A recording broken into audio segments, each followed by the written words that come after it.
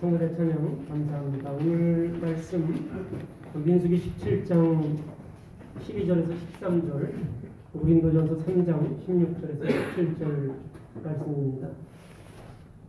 민수기 우경과 또 고린도 서신서 이 본문의 내용은 다 성막, 성전과 관련이 있는 것입니다. 이스라엘 백성들이 팔레스틴 땅에서 정착하고 솔로몬 때에 이르러 웅장한 성전을 세우기 전까지 이스라엘은 성막에서 하나님을 섬겼습니다. 성전은 이스라엘의 중심이고 상징입니다. 또 마가복음서에 보면 예수님께서 숨을 거두실 때 이 성전의 휘장이 위에서 아래로 두 조각으로 찢어졌다고 전하고 있는데, 마태와 마가와 누가 이 공간복음에서는 모두 다 이 소식을 전합니다.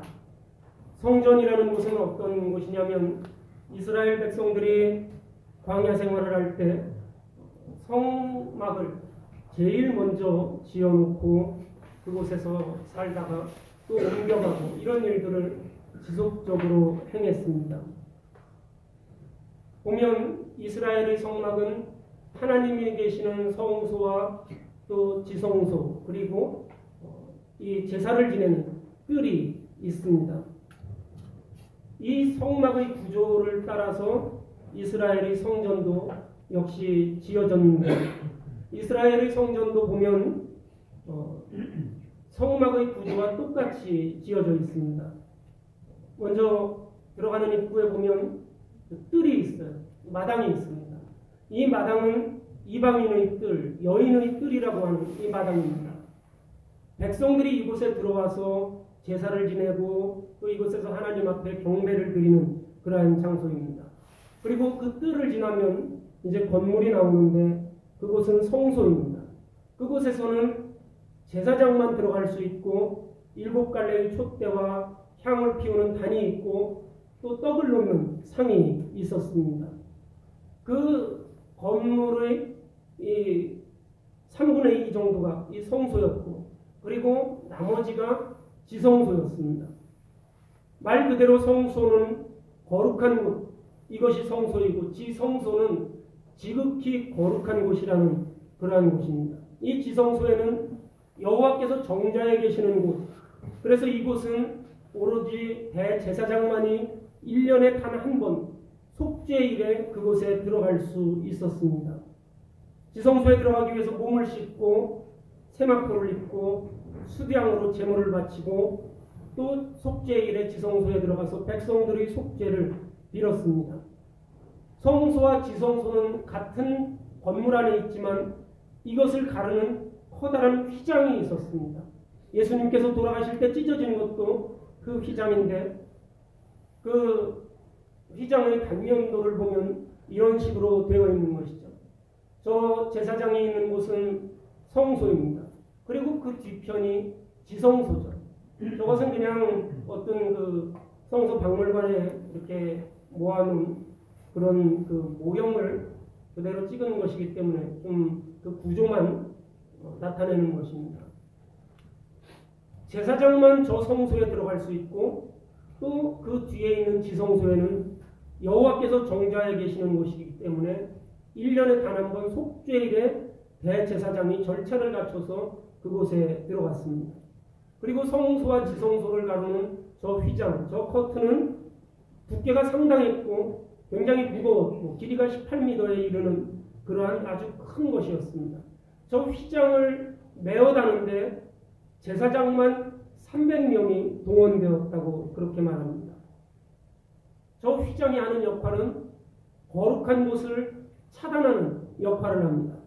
하나님이 계신 지성소와 성소를 구분하는 그러한 역할을 합니다. 거룩이라는 것은 본래 신의 것입니다. 거룩하지 않은 인간에게는 무섭고 불편한 것입니다. 그래서 오늘 우리가 예배하는 교회도 이런 그 성막이나 성전의 구조로 지어져 있습니다. 우리가 여러분들이 한국에서 어렸을 때 교회 다니셨을 때 보면 이 앞에 커튼이 있었죠. 이렇게 커튼이, 주황색 커튼이 이렇게 쭉 있었는데 그것이 저 휘장을 상징하는 거예요. 커튼을 열고 들어가면 그냥 벽밖에 없지만, 그러나 저 휘장을 상징하는 겁니다. 지성소에 계시는 여호와와 우리가 예배하는 이 성소를 구분하는 그런 역할을 하는 거예요. 그리고 지금 우리 교회도 로비가 있고 뭐 주차장도 있고 이렇죠. 예전에 성막이나 성전으로 보면 이방인의 뜰이나 여인의 뜰과 같은 것입니다. 우리가 예배하는 이 장소는 성소예요. 하나님 앞에 우리를 고백하는 것. 예전에는 제사장만 들어왔습니다. 하지만 우리가 모두가 다 하나님 앞에 예배하는 제사장이다.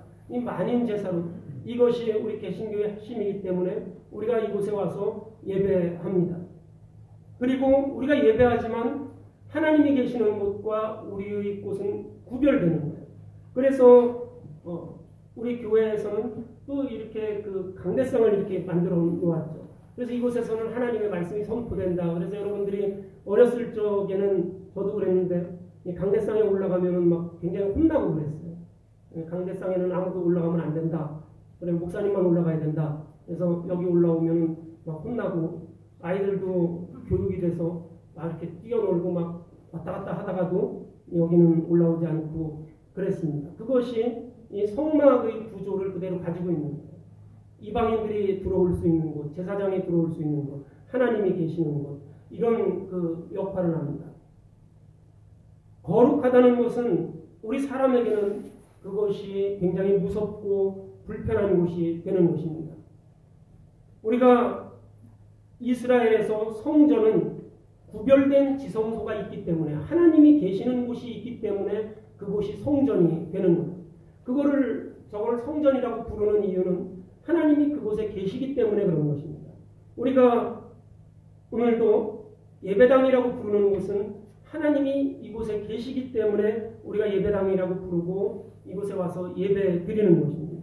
무슨 휘장이 없더라도 또 강대상이 없더라도 우리가 하나님께 예배 드리는 곳, 하나님의 그곳에 계시기 때문에 그곳을 성전이다 이렇게 부릅니다. 바울이 고린도서에 보면 여러분이 하나님의 성전이다 이렇게 말합니다. 하나님께서 거하시는 성전이다. 예수님께서 십자가에 달려 돌아가실 때 성전의 휘장이 찢어졌다고 했습니다. 성전의 저 휘장이 찢어졌다는 것은 세상의 것과 하나님의 것, 이것이 중심이동이 됐다는 겁니다. 여러분이 성전이라는 것, 거룩한 곳, 저 휘장 뒤에 있는 지성소, 거룩한 곳에 하나님이 머무셨는데 거룩한 곳에서 이제는 거룩한 것으로 공간에서 존재로 이 거룩함이 이동했다는 겁니다. 예전에는 어떤 공간에 거룩함이 있었어요. 그래서 그 공간에 우리가 갈 수 없었습니다. 성경에 보면 그 거룩함의 공간에 갔다가 죽은 사람들이 성경에 많이 나옵니다. 그런데 이제는 거룩한 공간에서 거룩한 것으로 이동한 것입니다. 신앙인의 공동체에게 그 거룩함이 깃든 것입니다. 종교사적으로 보아 굉장히 그 파격적인 전환입니다. 인류 역사에서 종교라는 것은 언제나 거룩함 위에 세워집니다. 거룩함, 신성함. 그것은 종교의 근본이고 가장 근본 요소가 되는 것입니다. 신앙은 신학의 논리나 교리의 체계의 결과물이 아닙니다. 신앙의 거룩함은 사람이 하나님을 만나고 하나님의 거룩함을 체험함으로 인해서 신앙이 그 체험 위에 놓여 있는 것입니다. 종교 체험의 알맹이는 거룩함의 체험입니다. 이 거룩함의 체험이라는 것은 일상에서 우리가 매번 재현할 수 있는 것이 아닙니다. 우리가 대부분의 종교는 신의 거룩함을 체험한 장소, 거기에 파생된 어떤 상징물들을 중요시합니다. 그래서 우리가 성지 혹은 성소 이런 것들이 어느 종교에든 있기 마련입니다. 이스라엘 사람들은 또 많은 그리스도인들은 어디에 흩어져 있든지 예루살렘 성전을 순례했습니다. 유대인들은 예루살렘 성전을 순례하는 것이 그들의 의무입니다. 우리 그리스도인들도 기회가 되면 예루살렘 성지를 순례하지 않습니까? 그런데 복음서에 보면 성전의 휘장이 찢어졌습니다. 거룩한 장소가 없어져 버린 거예요. 그리고 바울은 그리스도 예수를 따르는 당신들이 거룩한 성전이다. 이렇게 이야기합니다. 바울이 장소를 말하지만 이때 장소는 이미 장소가 아닙니다. 어떤 곳이 아닙니다. 사람의 삶이 거룩해지는 것입니다. 거룩한 곳은 이제 어느 장소가 아니라 내 삶 가운데 놓여지는 것입니다. 장소는 사라지고 그 의미는 없어졌습니다. 특별한 상황에서 일상으로 거룩함이 전환된 것입니다. 전에는 거룩한 지성소에 특별한 날에 특별한 의복을 갖추고 그곳에 가서 하나님을 만났는데 이제는 하나님께서 우리의 일상 가운데 임하신다는 것입니다. 예수가 십자가에 달려 돌아가실 때 성전의 휘장이 찢어진 것은 그것을 의미하는 것입니다. 비상한 곳에 머물렀던 신이 특별한 곳에 머물렀던 거룩함이 매일의 삶 가운데 임하게 되었다는 것입니다. 거룩함이 일상 가운데 있다. 이것은 굉장히 심각한 일입니다. 우리 그리스도인들이 거룩함이 내 안에 있다. 거룩함이 일상 가운데 있다. 너희는 거룩한 성전이다. 이 말을 우리 교회를 다니시는 분들은 많이 들어서 그것이 별 감흥이 없을지 모르지만 솔직히 저는 이 말씀을 감당할 수가 없습니다. 먹고 다투며 삶이 지치고 어려운 인생이 우리가 어떻게 거룩한 성전이 된다는 것입니다. 1년에 한 번 제사장도 아니고 대제사장이 자기의 속죄 제물을 드리고 의복을 갖추고 들어가서 여호와를 만났던 그곳이 나의 초라한 삶에 어떻게 같다는 것입니다. 성전에 못 미쳐도 한참 못 미치는 그러한 존재인데 우리는 거룩함과는 너무나 먼 그러한 존재인데 내 삶의 어느 구석이 거룩해서 하나님의 성전이 내 안에 있다는 것입니까? 내가 하루하루 살아가는 이 세상이 어디가 거룩해서 하나님의 지성소가 내 안에 있다는 것입니까? 성전의 휘장이 찢어졌다는 것은 거룩함이 완화되었다는 것이 아닙니다. 거룩함이 우리 안에 함께 있다는 것, 지성소가 내 안에 있다는 것은 거룩함이 완화됐다는 것이 아닙니다. 거룩이 철저화되었다는 것입니다. 이 철저화 앞에서 몹시 불안하고 불편하기도 합니다. 우리의 일상 속에서 어떻게 거룩할 수 있습니까? 범브란트 목사님이라는 그 루마니아의 목사님이 계시는데 그분이 하나님의 지하운동이라는 책을 쓰셨습니다. 그 지하운동이라는 책에 나오는 이야기가 하나 있습니다. 한 동네에 탐욕스럽고 거만한 아나무인인 부자가 있었습니다. 사람들을 무시하는 것은 물론이요. 그 동네에 하나뿐인 목사님을 만나면 얼굴에 침을 뱉기를 일쑤였습니다. 이런 부자가 죽어서 하나님 앞에 굴려갔습니다. 그의 앞에는 커다란 저울이 놓여 있었습니다. 천사들이 이 부자의 무수히 많은 죄를 그 저울의 한쪽에 달았습니다. 죄가 너무나 많고 죄가 너무 무거워서 저울의 한편은 반대편은 허공으로 그대로 치솟아 버렸습니다. 이 부자는 난리가 났습니다. 나는 천당에 꼭 가야 되는데 이렇게 저울이 한쪽으로 확 기울어 버렸으니 이것은 잘못됐다고 난리가 났습니다. 하나님께서 천사들에게 명령했습니다. 이 사람의 선한 것을 샅샅이 찾아서 반대편에 다르라고 그렇게 말했습니다. 천사들이 찾은 것은 눈물 2방울을 찾았습니다. 달랑 눈물 2방울을 찾아서 그것을 들고 나왔습니다. 그 눈물은 어떤 눈물이었냐면 부자가 어느 순환절에 교회당에 가서 성만찬에 참여하게 되었는데 자기도 모르게 성만찬에 참여하면서 눈물 2방울을 흘린 것입니다. 왜 그랬는지 그 순환절에 그리스도의 순환이 마음이 아파서 눈물을 글썽였다는 것입니다. 그리고 그 부자의 삶이 변화된 게 아니라 그냥 그때 성만찬 받을 때 눈물이 글썽여서 눈물 2방울 흘리고 그리고 다시 돌아간 것입니다. 그 눈물 2방울을 죄가 쌓인 반대편 접시에 눈물을 얹었습니다. 희한하게 저울이 팽팽한 균형을 이루었습니다. 하나님이 고민에 빠졌습니다. 어느 쪽에 이것이 기울어야 천당에 보내고 지옥에 보낼 텐데 이것이 팽팽하게 기울어 있으니까 어떻게 해야 될지 의자를 돌려앉고 등을 보인 채로 고심하고 있었습니다.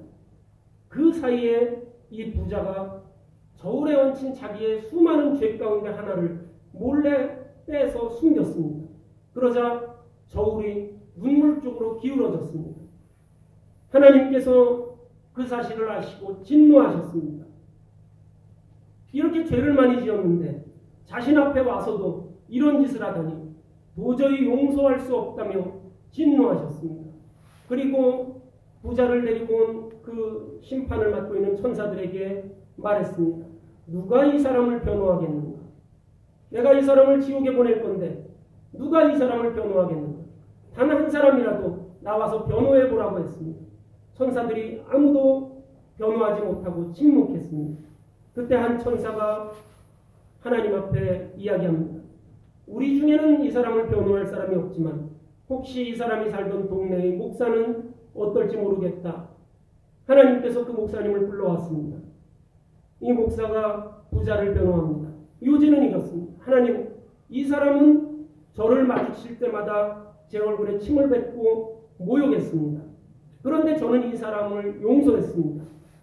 그런데 하나님께서 어찌 이 사람을 저울에 달고 이 사람을 용서하지 못하겠다는 것입니까? 만약에 하나님이 이 사람을 용서하지 못한다면 저와 자리를 바꾸셔야 하지 않겠습니까? 하나님께서 이 말씀을 들으시고 기뻐하시면서 부자를 용서하고 이 목사를 칭찬하셨다는 그러한 이야기입니다.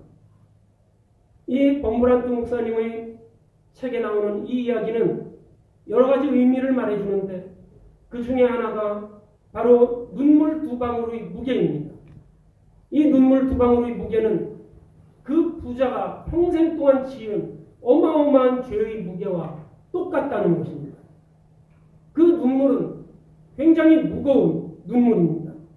그 눈물이 조금만 더 무거웠다면 변론할 필요도 없이 바로 이 부자는 천국으로 갔을 것입니다. 그 정도로 이 눈물 두 방울은 어마어마한 무게를 가지고 있습니다. 눈물 자체가 그것이 그렇게 무거운 것이 아니라 하나님께서 그 눈물을 거룩한 것으로 인정하셨다는 것입니다. 그 부자의 눈물 두 방울이 그의 지성소가 되었다는 것입니다. 그 눈물은 곧 마르고 그 눈물은 곧 배신할 눈물입니다. 그런데 그가 흘린 그 눈물, 알다가도 모를 지저분한 현실 속에서 이익만을 쫓아서 자신을 보면서 살아왔는데 어느 한순간 회환의 눈물, 자기의 삶에 대한 자책의 한숨, 이 땅의 사람들을 보면서 눈시울이 뜨거워지는 연민, 그것이 싸구려 연민이고 싸구려 동정이라고 할지라도 자기의 말과 어긋난 자기의 삶에 대해서 성찰하는 가시에 찌르는 것처럼 묵직하게 통증이 남아있는 가슴 어딘가에서 있었던 그 눈물, 이것을 하나님께서는 귀하게 여기시고 무겁게 여기셨다는 것입니다. 그리고 하나님께서 그곳에 지성소를 두셨다는 것입니다. 하나님께서는 그 양심의 자리에 기대어서 너는 나의 성전이다 이렇게 말씀하시는 것입니다. 참 빈약한 자리, 왜소하고 좁은 자리에 하나님께서 앉으시는 것입니다. 부서지기 쉽고 찰나적인 곳이고 좁고 어두운 곳이고 허망한 곳, 바로 배신당할 수 있는 그곳에 하나님이 자리 잡으시고 이곳이 지성소라고 선포하신 것입니다. 여러분이 하나님이 거하시는 성전이다. 이 말에 고린도전서 3장에 이 말 다음에는 어떤 말이 있습니까? 누구든지 하나님의 성전을 파괴하면 하나님께서도 그 사람을 멸하실 것이다. 이렇게 말씀하십니다. 이것은 자신을 거룩하게 하라는 경고입니다. 멸하실 것이라는 무서운 말씀을 하십니다. 그러나 아무리 우리 인간이 노력한다고 하더라도 자신이 거룩하다고 자부할 수 있는 사람이 이 땅에 누가 있겠습니까?